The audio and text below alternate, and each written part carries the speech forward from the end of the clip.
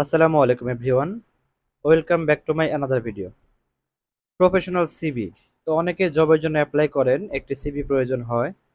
তো এই জন্য আমি দেখাবো আপনার কিভাবে মাত্র 5 থেকে 10 মিনিটের মধ্যেই নিজেরাই ঘরে বসে মোবাইল অথবা কম্পিউটার দিয়ে একটি প্রফেশনাল সিভি তৈরি করতে পারবেন। তো ফার্স্টে আপনাদের লিখতে হবে রিজিউম অফ।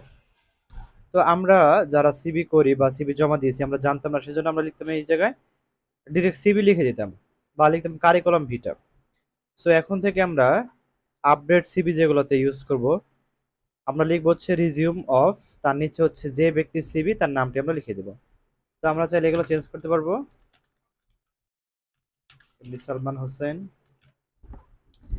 তো মেইলিং অ্যাড্রেস বলতে কি বোঝায়, যে আপনি বর্তমান ঠিকানা, আপনি বর্তমান কোথায় আছেন, আপনাকে কোথায় পাওয়া যাবে, এবং আপনার ফোন নাম্বার এবং ইমেল অ্যাড্রেস। ওকে।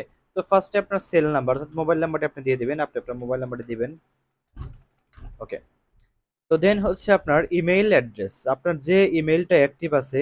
অনেক সময় অ্যাপয়েন্টমেন্ট লেটার অথবা আপনাকে হচ্ছে যদি ইন্টারভিউর জন্য ডাকে তখন আপনাকে মেইল করে অনেক সময়, কিন্তু বেশিরভাগ ক্ষেত্রে আপনার ফোন নাম্বারটার প্রাধান্যতা বেশি। ফোন নাম্বারে ডিরেক্ট ফোন দিয়ে তারা হচ্ছে আপনার সাথে যোগাযোগ করবে। সেই জন্য আপনার মোবাইল নাম্বার এবং ইমেইল অ্যাড্রেস অবশ্যই অ্যাক্টিভ রাখবেন, যাতে যে কোনো সময় আপনার সাথে কন্ট্যাক্ট করলে তারা আপনাকে পেতে পারে। ওকে। তো যদি আপনাকে ফোন দিল আপনাকে পেলো না, তাহলে কিন্তু আপনাকে আজ জবের জন্য পরবর্তী ডাকবে না, ঠিক আছে? এজন্য অবশ্যই আপনি যেটা করবেন সেটা হচ্ছে অ্যাক্টিভ মোবাইল নাম্বার এবং ইমেল অ্যাড্রেসটা অ্যাক্টিভ রাখার চেষ্টা করবেন। ওকে। এবং একটি ছবি লাগবে, যে ছবিটা অবশ্যই প্রফেশনাল ছবি হতে হবে এবং হোয়াইট ব্যাকগ্রাউন্ড অথবা যে কোনো এক কালার ব্যাকগ্রাউন্ড হবে, এরকম একটা ছবি লাগবে। ওকে। তো ছবিটা আমরা চেঞ্জ করতে পারবো, আমরা ডাবল ক্লিক করলেই আমরা হচ্ছে শেপ ফিলে গিয়ে পিকচারে ক্লিক করব, করার পর আমরা যে কোনো একটা পিকচার বসাতে পারবো। তো পিকচারটা আমরা চেঞ্জ করে দিলাম, দেওয়ার পর আমরা হচ্ছে বর্তমান ঠিকানা অ্যাড্রেস। ওকে। তা আমি আমারটা দিয়ে দিই, ইটদা, সহবতপুর, নাগারপুর, টাঙ্গাইল। তো দেন হচ্ছে আমরা সিভিটা শুরু করবো ক্যারিয়ার অবজেক্টিভ দিয়ে। ক্যারিয়ার অবজেক্টিভ আমরা হচ্ছে টিমও রেখেছি, আপনারা চাইলে এটা ইউজ করতে পারবেন অথবা আপনারা চেঞ্জ করতে পারবেন। To build up a career prominent. And তো দেখতে পাচ্ছেন আপনারা একদম একটা আমরা ক্যারিয়ার অবজেক্টিভ রেখেছি, আপনারা চাইলে সেটাকে ইউজ করতে পারেন অথবা আপনারা চেঞ্জ করতে পারবেন, কোনো সমস্যা নেই। ওকে। তো এরপর আসি সবচেয়ে ইম্পর্টেন্ট যেটা, সেটা হচ্ছে ওয়ার্কিং এক্সপিরিয়েন্স। যাদের এক্সপিরিয়েন্স আছে অবশ্যই সিভিতে এক্সপিরিয়েন্সটা উল্লেখ করবেন, কারণ এক্সপিরিয়েন্সটা উল্লেখ না করলে আপনাদের জব প্রায়োরিটি অনেক কম থাকে। ধরেন দুইজন অ্যাপ্লাই করলো, একজনের এক্সপিরিয়েন্স আছে, সে কাজে দক্ষ, এবং একজন দক্ষ না, ফ্রেশার, তাহলে আপনি কাকে জব দিবেন? অবশ্যই যে এক্সপিরিয়েন্স আছে তাকে জব দিবেন। সেই জন্য আপনারা এক্সপিরিয়েন্স লিখবেন। ফার্স্ট হচ্ছে কোম্পানি নেম, আপনি যে কোম্পানিতে জব করেছেন সেটার নাম লিখবেন। দেন হচ্ছে আপনার ডেজিগনেশন, আপনি কোন পদে জব করেছেন সেটা, এবং ডিউরেশন হচ্ছে আপনি কত তারিখ থেকে কত তারিখ পর্যন্ত জয়েন করেছেন, জব করেছেন সেটা। ওকে। এরকম যদি আপনাদের একাধিক থাকে সেক্ষেত্রে আপনারা এটা কপি করে নিচে পেস্ট করে এটাকে চেঞ্জ করতে পারবেন। যেমন এটা হচ্ছে 1 নাম্বার, এটা 2 নাম্বার, আমরা এটাকে চেঞ্জ করে দিতে পারবো, কোনো সমস্যা নেই। আচ্ছা। তো এরপর তো আরেকটা কথা বলে রাখি, সেটা হচ্ছে আপনার যেটা সর্বশেষ বা কন্টিনিউ আছেন জব, সর্বশেষ জব যেটা করেছেন সেটা দিবেন সবার উপরে, উপরে দিয়ে এইভাবে আস্তে আস্তে নিচের দিকে নামবেন, এবং সর্বপ্রথম যেটা জব করেছেন সেটা থাকবে সবার নিচে। যেমন আপনি এটা দেখলে বুঝতে পারবেন যে যদি এডুকেশন কোয়ালিফিকেশন দিই সেই ক্ষেত্রে ফার্স্টে দিচ্ছি পাস কোর্স, মানে এটা হচ্ছে ডিগ্রি সর্বশেষ কোর্স যেটা সেটা। ওকে। আপনার যদি অনার্স হয় সেক্ষেত্রে এখানে অনার্স দিয়ে দিবেন। আর যদি অনার্স বা হচ্ছে ডিগ্রি কোনো কিছু না থাকে, শুধুমাত্র এসএসসি বা এইচএসসি থাকে, সেক্ষেত্রে আপনারা এটা কেটে দিবেন। ওকে। সো আমি সবগুলো দেখাচ্ছি, আপনারা আপনাদের মতো করে কেটে দিবেন বা অ্যাড করতে পারবেন। এবং যদি ফরম্যাটটি লাগে অবশ্যই ডেসক্রিপশন বক্স থেকে হোয়াটসঅ্যাপে কানেক্ট হয়ে নক দিবেন, আমি আপনাদের ফরম্যাটটি দিব। ফরম্যাটটি দিতে আপনাদের ফরম্যাটটি পেতে কোনো টাকা পয়সা লাগবে না, কিন্তু যদি আপনারা সিভি মেক করেন সেই জন্য অবশ্যই আপনাদের একটি ফি পে পে করতে হবে। তো সেটা কত টাকা পে করতে হবে সেটা হোয়াটসঅ্যাপে নক দিলে আমি আপনাদেরকে বলে দেবো। তো দেখতে পাচ্ছেন ফার্স্ট হচ্ছে পাস কোর্স, তারপর হচ্ছে আপনার হায়ার সেকেন্ডারি। তো দেখতে পাচ্ছেন institute name, group, board, result, passing year. Okay. 1 number, 2 number, এবার হচ্ছে 3 নাম্বার হচ্ছে আমরা এসএসসি, মানে সর্বশেষ আমরা এসএসসি দিয়ে শেষ করলাম। এখন অনেকেই কমেন্ট করেন যে আমার তো শুধু এসএসসি আছে, তো আমি সাজেস্ট করবো আপনাদেরকে আপনারা জেএসসি এবং এসএসসি এই দুইটা দিবেন। যাদের এইচএসসি থাকবে তারা হচ্ছে এসএসসি এবং এইচএসসি মিনিমাম দুইটা দেওয়ার ট্রাই করবেন। আর যদি শুধু জেএসসি থাকে সেক্ষেত্রে জেএসসি দিলে সমস্যা নেই। যদি এসএসসি থাকে তাহলে জেএসসি এবং এইচএসসি এই দুইটা দিবেন। যদি এইচএসসি থাকে তাহলে এসএসসি এবং এইচএসসি। আর যদি অনার্স বা ডিগ্রি থাকে সেক্ষেত্রে আপনারা তিনটা দিবেন, এসএসসি, এইচএসসি, অনার্স বা ডিগ্রি। ওকে, আচ্ছা। তো আমরা যাচ্ছি computer skill, MS Word, Excel, power point, email and internet browsing. যদি আপনাদের এক্সট্রা কোনো অভিজ্ঞতা থাকে যেমন graphics design, web development, digital marketing, freelancing এগুলো থাকে আপনারা চাইলে অ্যাড করতে পারেন, কোনো সমস্যা নেই। ওকে, এরপর হচ্ছে language skill, language reading, writing, speaking, Bangla, English, excellent, excellent, fluent, fluent.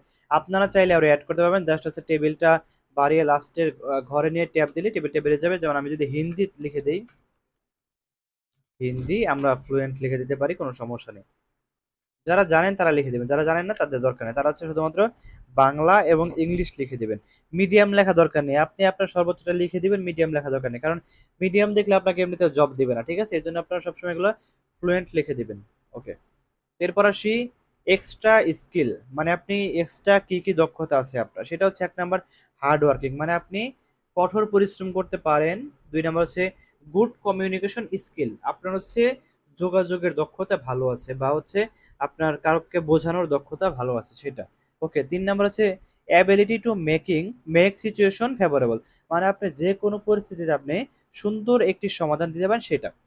4 number হচ্ছে গুড কন্ট্রোলিং অ্যান্ড প্ল্যানিং, আপনি হচ্ছে ভালোভাবে সবকিছু কন্ট্রোল করতে পারবেন এবং আপনার প্ল্যানিং ভালো করতে পারেন সেটা। 5 নাম্বার হচ্ছে problem solving and decision making skill, আপনি হচ্ছে যে কোনো সমস্যার সমাধান করতে পারেন। ওকে, তো এগুলো আপনারা লিখে দিবেন, অথবা আপনারা চাইলে এগুলো চেঞ্জ করতে পারেন, কোনো সমস্যা নেই। তো আমি সাজেস্ট করবো এগুলো দেওয়ার জন্য, এটাই বেস্ট। ওকে, তো এরপর আসি পার্সোনাল ইনফরমেশন। তো নাম, পিতার নাম, মাতার নাম, date of birth, nationality, religion, gender, marital status, blood group. Okay, NID card number, then হচ্ছে আপনার হাইট, স্থায়ী ঠিকানা। ওকে, আপনারা এগুলো লিখে দিবেন। লিখে দেওয়ার পর নিচের দিকে আসবেন, দেখতে পাচ্ছেন declaration. I hereby declare that all the information contained in the resume in the accordance with fact of truth, মানে আমি এখানে যতগুলো তথ্য দিয়েছি সবগুলো তথ্য আমার সঠিক আছে এবং এগুলো আমার নিজের তথ্য, এগুলো কোনো ভুল নেই। ওকে, সো এটাই লেখা আছে, আপনারা চাইলে এটাও ইউজ করতে পারবেন, কোনো সমস্যা নেই। এখন অনেকে কমেন্টস করেন যে আমার রেফারেন্স আছে, তখন আমি কি করবো? রেফারেন্স থাকলে আপনারা রেফারেন্সটা ডিক্লারেশনের উপরে বসিয়ে দেবেন। ওকে, সো আমি একটু দেখিয়ে দিই কিভাবে বসাবেন। লাইক এটা হচ্ছে রেফারেন্স দিবেন, রেফারেন্স। ওকে, তো রেফারেন্সে ফার্স্ট আপনার নাম দিতে হবে, আপনি যার নাম দিবেন, নাম না লিখলে সমস্যা নেই। লাইক হচ্ছে ডক্টরের নাম দিলেন, ডক্টর এবিএস সাদি মোহাম্মদ। ওকে, আমরা দিয়ে দিচ্ছি উনি প্রিন্সিপাল দিলাম, প্রিন্সিপাল,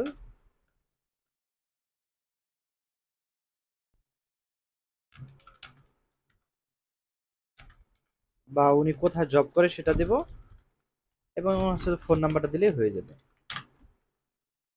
এবং ফোন নাম্বার।